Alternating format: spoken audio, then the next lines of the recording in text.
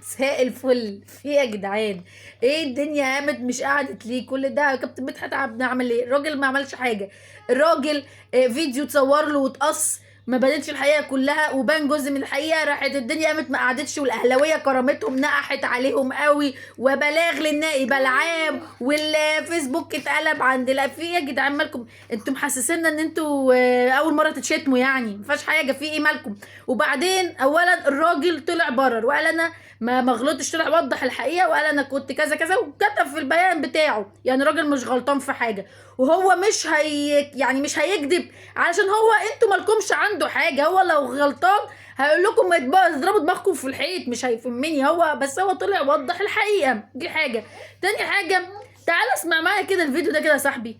علي علي نادي الزمالك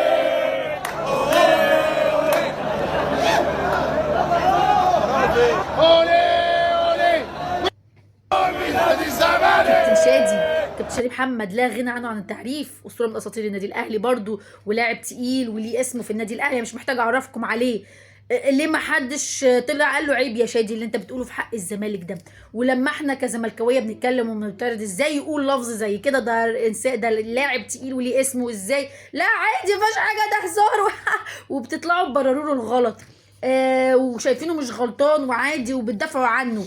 ليه لما سيد عبد الحفيظ طلع شتم الحكم باقذر الشتايم بوالدته دافعتوا عنه؟ لما حسين الشحات سب الدين دافعتوا عنه؟ يعني ليه انتوا زي ما محموقين قوي على الشتيمه اللي انتوا شايفين ان كابتن مدحت عبد الهادي شتمكم بيها، مش وشايفين ان هو غلط والغلط غلط، وانا مش طالعه ابرر الغلط، الاتنين غلطانين، لو هو كان عمل كده ودول عملوا كده. ليه بقى انتوا طلعتوش اعترضتوا وقلتوا لا عيب ان انت تعمل كده، انت بتمثل اسم النادي الاهلي، ما ينفعش يخرج منك الالفاظ دي؟ زي ما احنا لو كان كابتن مدحت عبد الهادي عمل كده هنقول له عيب يا كابتن انت تعمل حاجه زي كده وبتاع. ليه انتوا بقى ما طلعتوش عملتوا كده؟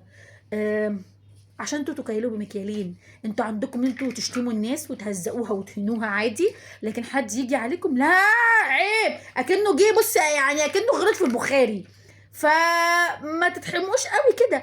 وبعدين بعد وجود امام عاشور عندكم في النادي الاهلي، انتوا المفروض الحاجات دي ما تضايقكمش.